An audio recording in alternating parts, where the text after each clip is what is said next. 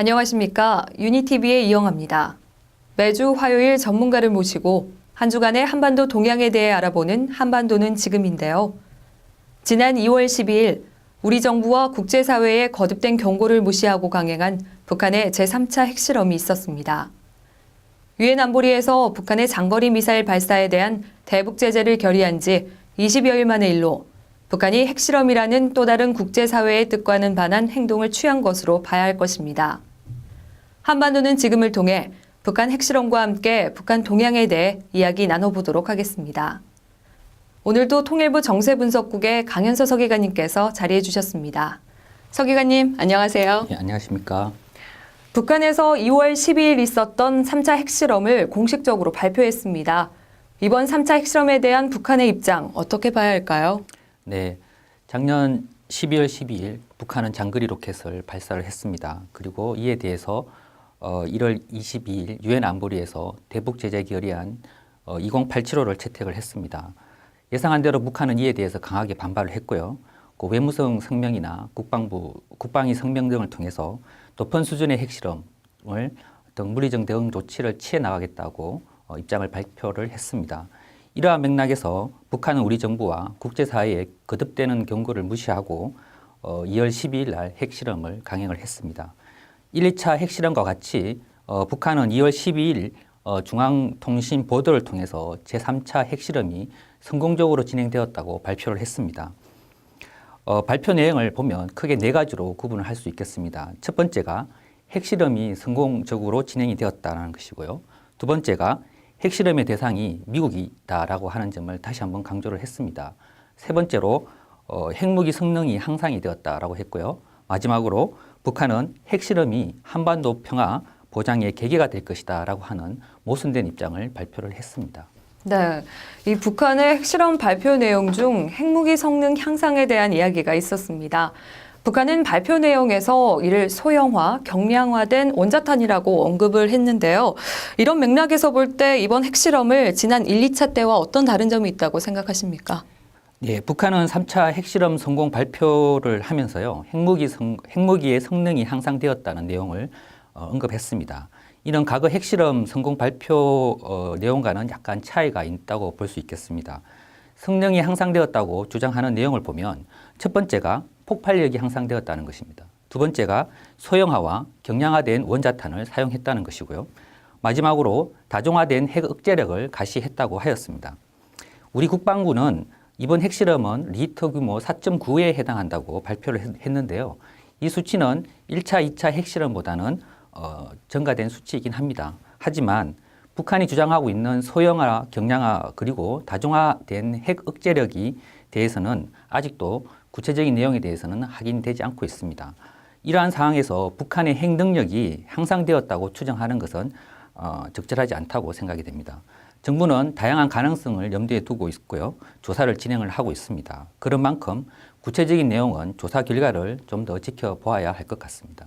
북한은 이번 핵실험을 어떻게 평가하는지도 살펴봐야 할 것 같은데요. 북한의 자체적인 평가 어떻습니까? 예, 북한은 공식 매체에서 이번 핵실험에 대해서 성공을 했다라고 했고요. 또한 사회주의 군사 강국의 위력을 가시했다라고 자체적으로 평가를 하고 있습니다. 또한 아울러서 이 핵실험이 민족사적 쾌거라고 하면서 성공 분위기를 조성하고 있습니다. 또한 이 북한은 이번 핵실험을 김정은의 업적으로 선전하기도 합니다. 이는 지난 12월 12일 미사일 발사 때와도 유사한 것으로 평가가 됩니다. 이러한 맥락에서 북한은 핵실험 축하 평양시 군민 연안대회를 2월 14일을 개최를 했습니다. 특히 시기적으로 이번 핵실험이 2월 16일 김정일 생일 직전에 이루어졌다는 점에서 가계 우상화와 내부 결속을 위한 조치 중에 하나라고 평가할 수도 있겠습니다. 유엔 등 국제사회에선 이번 핵실험에 대한 추가 제재와 관련해 계속적인 논의가 이루어지고 있습니다. 북한은 이에 대해 어떤 반응 보이고 있나요? 예, 이미 국제사회에서 1월 22일 유엔 안보리 대북 제재 결의에서 북한의 핵실험 등 추가 도발 시에는 중대한 조치가 취해질 것임을 명확히 했습니다. 이러한 입장에서 미국, 중국, 그리고 일본, 러시아 등 관련국들은 이번 3차 핵실험은 국제사회에 대한 심각한 도발 행위다라고 평가를 하고요. 유감스러운 행동이다라고는 입장을 내놓았습니다.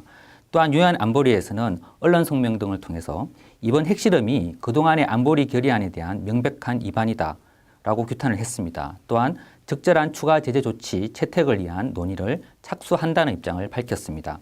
이러한 입장에 대해서 북한은 외무성 대변인 담화를 통해 북한에 대해 계속 적대적으로 나오면 강도 높은 2차, 3차 대응 조치도 취할 것이라는 거 밝혔습니다. 이는 추가 핵실험 가능성을 시사하는 것으로 강하게 반발하는 모습을 보이고 있습니다. 네, 이 3차 핵실험 이후 많은 파장이 있는 가운데 김정일 생일 행사가 이루어진 것으로 저는 알고 있습니다. 이 한 주간 북한의 내부적인 동향 주시할 만한 것이 있습니까? 네, 이번 김정일 생일은 행사 규모와 내용 면에서 평이하게 진행된 것으로 평가가 됩니다. 생일 하루 전인 2월 15일에는 중앙보고대회가 개최가 되었고요. 생일 당일인 2월 16일에는 금수장 태양궁정 방문 행사가 진행이 되었습니다. 기타 각종 공연과 전시회, 결의대회 등도 예년 수준으로 진행된 것으로 평가가 됩니다. 또한 김정은은 금수산 태양궁정 방문과 만경대 혁명학원에 건립된 김일성, 김정일 동상 제막식에 직접 참여하는 모습을 보였습니다. 금수산 태양궁정 방문 시에는 김정은의 와이프인 이슬주가 동행을 하였고요. 이는 1월 1일 이후에 처음으로 공식 행사에 등장한 것으로 보입니다. 저희가 다음으로 지켜봐야 할 것이 북한의 대남 동향 아니겠습니까? 이 핵실험 이후 대남 동향에 있어 이 특별히 변화된 모습이 있었는지 궁금한데요. 네, 그동안 북한은 우리 정부 대북 정책 전반에 대한 비난을 해왔습니다. 그런데 3차 핵실험 이후에서는 연합해상훈련이라든지 선제 타격, 미사일 실전 배치 등 우리 정부의 군사적 대응에 대해서 민감한 반응을 보이고 있습니다. 또한 추가 제재 논의 중에 하나인 해상봉쇄 또는 선박 검색 등에 대해서도 여전히 도발 행위라고 하면서 이러한 도발 행위에 대해서 2차, 3차 대응 조치를 계속 취해 나가겠다는 위협을 하고 있습니다. 네, 지난주 이 북한의 대외적인 반응과 동향도 궁금합니다. 요즘 미국을 상대로 한 비난이 계속되고 있습니다만 사실 이번이 처음은 아니죠? 네, 맞습니다. 북한이 미국의 적대시 정책을 비난한 것은 이번이 처음이 아닙니다. 이는 미북 관계에 있어 계속 반복되어지고 있는 단골 메뉴라고 하겠습니다. 최근 북한은 물리적 대응 조치 그리고 핵실험 등과 연계해서 미국을 직접적이고 강하게 압박하고 있는 것이 특징적입니다. 지난주에는 외무성 대변인 담화를 통해서 2차, 3차 대응 조치에 대해서 언급을 했습니다. 그리고 노동신문 정론에서는 힘에는 힘으로 대응한다는 논리로 핵무기에는 핵무기, 그리고 대륙간 탄도미사일에는 대륙간 탄도미사일로 대응한다는 입장을 밝히기도 했습니다. 네, 이 핵실험과 우리 정부 그리고 국제사회의 논의가 본격화될 예정인데요. 북한 내부에 이와 관련한 한 주간의 주요 일정 있습니까? 이번 주는 북한 내부에 주요한 행사는 없는 것으로 파악이 됩니다. 다만 2월 19일은 최근 북한이 백지화 무효화를 주장한 바 있는 한반도 비핵화 공동선언 발효일에 해당합니다. 네, 그럼 이번 한 주간의 북한의 대내적인 동향 어떻게 전망하고 계십니까? 예, 북한은 1월, 2월 동안에 대내적인 결속과 당 중심 체제 구축에 많은 시간과 노력을 기울인 것으로 평가가 됩니다. 특히 지난주에는 3차 핵실험과 김정인 생일 행사가 진행되었습니다. 이러한 모든 것들은 김정은에 대한 충성을 유도하고요. 내부 결속을 다지는 것으로 평가가 됩니다. 이번 한 주도 제3차 핵실험이 성공적으로 진행되었다고 계속 주장을 하면서 김정은의 업적으로 계속 강조해 나갈 것으로 보입니다. 또한 신년사에서 제시한 사업과 그리고 지난 2월 11일 당 중앙위 정치국회에서 채택한 정권 수립일 65돌 그리고 정전협정 60돌을 기념하기 위한 사업들에 대한 추진도 계속 독려해 나갈 것으로 보입니다. 네, 이번 주면 우리 정부는 인수위 활동이 마무리가 됩니다. 계속해서 우리 정부를 비난해 오던 북한이 이와 관련해서는 어떠한 반응이 있을 것으로 보이십니까? 예, 북한은 지난 1월 22일 그 유엔 안보리 대북 제재 결의안이 채택되고 나서 그 과정에서의 우리 정부에 대한 역할에 대해서 비난을 계속했습니다.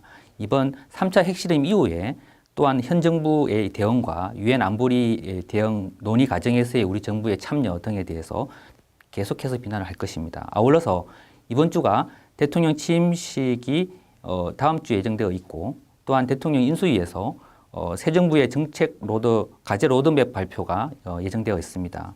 북한은 이러한 움직임들을 계속 예의주시하면서 대남 대한 정략적인 대응들을 해 나갈 것으로 보입니다. 네. 마지막으로 북한의 대외적인 동향에 대해 어떻게 보시는지 전망 부탁드립니다. 북한은 기본적으로 미국에 계속 포커스를 맞추면서 미국의 적대시 정책은 지금의 핵실험의 근본적인 원인이다라고 주장할 것입니다. 앞으로 2차, 3차 대응 조치의 원인도 미국이라는 점을 계속해서 강조할 것입니다. 북한은 이미 미국의 적대시 정책이 계속되면 강도 높은 2차, 3차 대응 조치를 취할 것이라고 밝혔습니다. 이러한 위협은 결국 앞으로 북한이 취할 도발의 방법과 수준에 대한 전략적 모호성을 유지하려는 측면이 있고요. 또 다른 도발의 책임도 미국에 있다는 점을 부각하려는 의도로 평가가 됩니다. 또한 유엔 안보리 대북 추가 제재 논의도 점점 가시화되고 있는 만큼 북핵 문제를 둘러싼 많은 논의와 대응들이 대외적으로 있을 것으로 보입니다.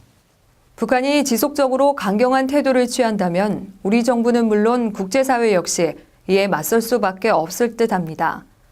이번 한 주 북한의 태도에 변화가 있기를 바랍니다. 지금까지 정세분석국의 강현서 서기관님 모시고 한 주간의 북한 동향에 대해 알아봤습니다. 서기관님 자리해 주셔서 고맙습니다. 네, 감사합니다.